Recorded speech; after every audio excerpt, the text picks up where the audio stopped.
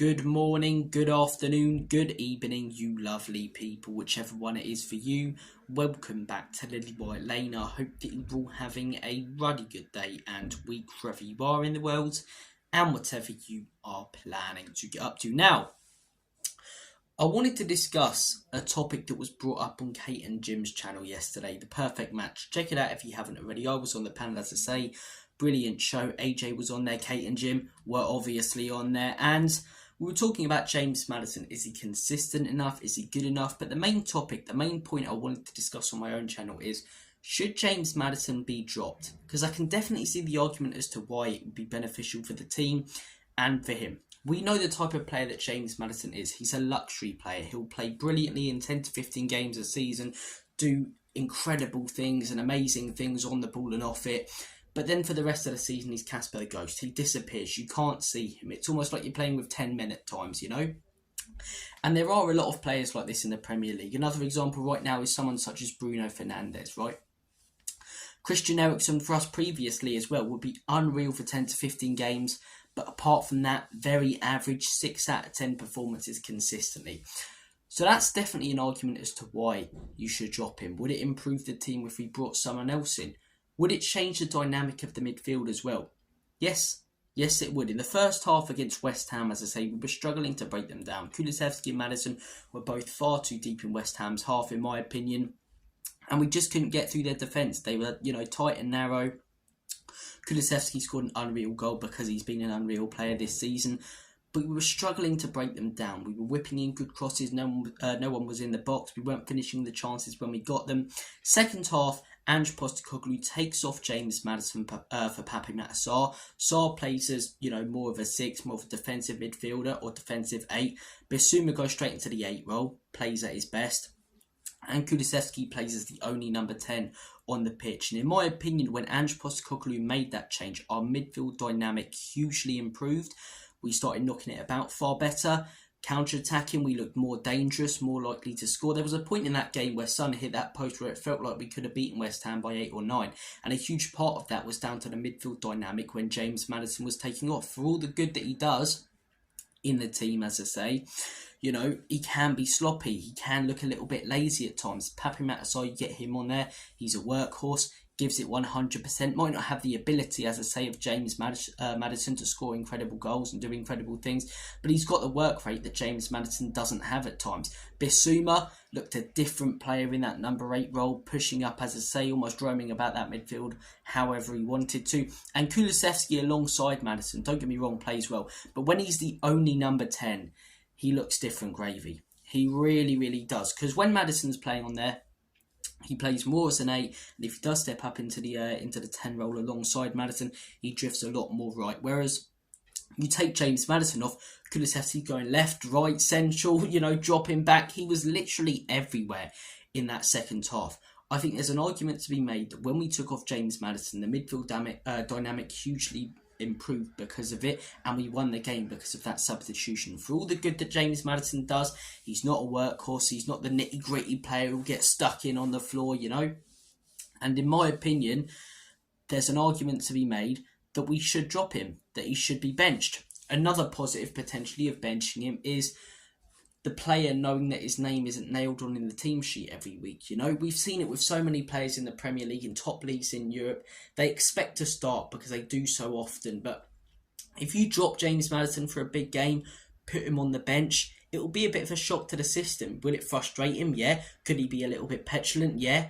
But surely it motivates him to want to come back into the team and make a statement and do incredible things. And that's where we get the best version of James Maddison. So the argument is definitely valid for me of taking James Maddison out of the starting 11, because on the bench when he comes on, he can make a huge difference, as I say, with the incredible things that he can do. It will motivate him when he comes on and when he starts the next game to really step up, and it allows the likes of Kulusevski, Pape Matar, Bissouma, Bentancur to play at their best and do what they do best on the pitch, to play to their strengths. That's what I'm trying to say. So that's the argument for sort of dropping James Maddison. But then you actually look at the stats, So far at Spurs, in terms of goals and assists, he's been one of our best players under Ange Postecoglou. He has been, although he seems to only step up in 10 to 15 games, those 10 to 15 games, he is outrageously good, and he constantly gets goal contributions. Even in that first half against West Ham, where I thought he was really poor,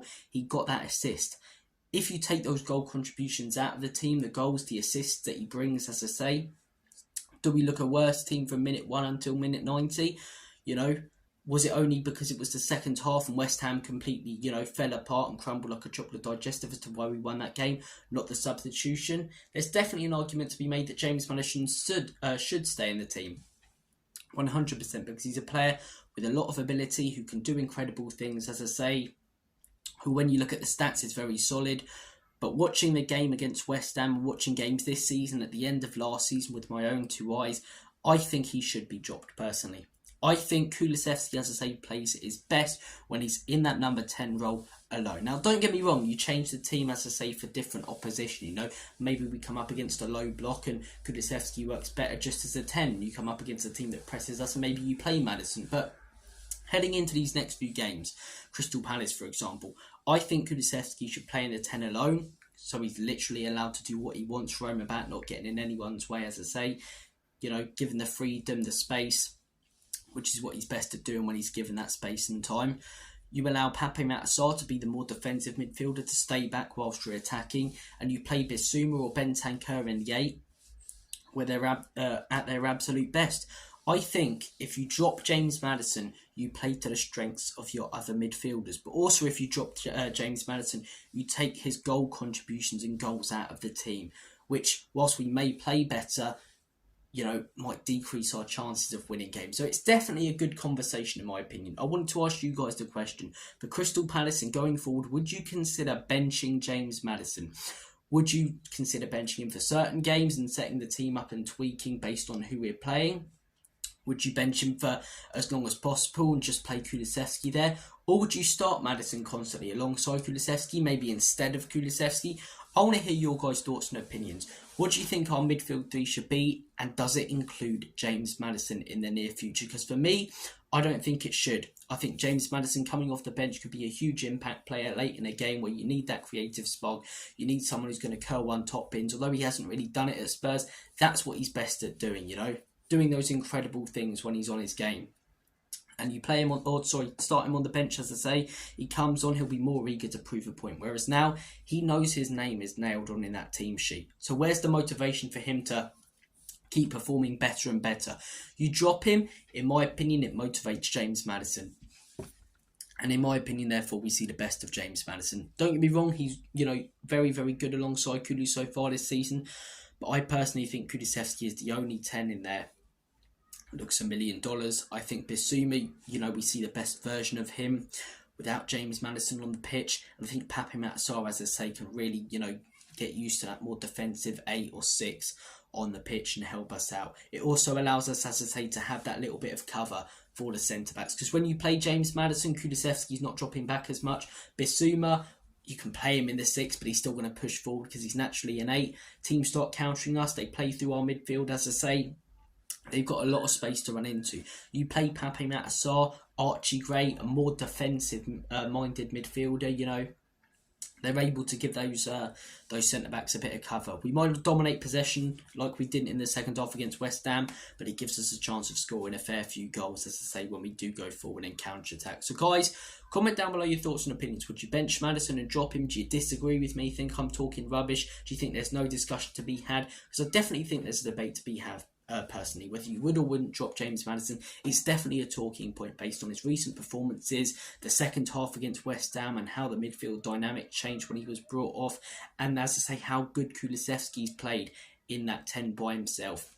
Very, very good alongside Maddison, a different player by himself in that 10, Kulusevski's versatile. He's solid in the false 9. He's solid on the right wing. He's very good as the 8. He's very good as the 10 alongside Maddison. But that second half against West Ham, that half against Villa, as I say, last season at home, when he's the only 10 on the pitch, that's when we see the best of Kulu, in my opinion. But guys, I'm going to make like a banana and split. Comment your thoughts and opinions on the video. And as always, comment you Spurs.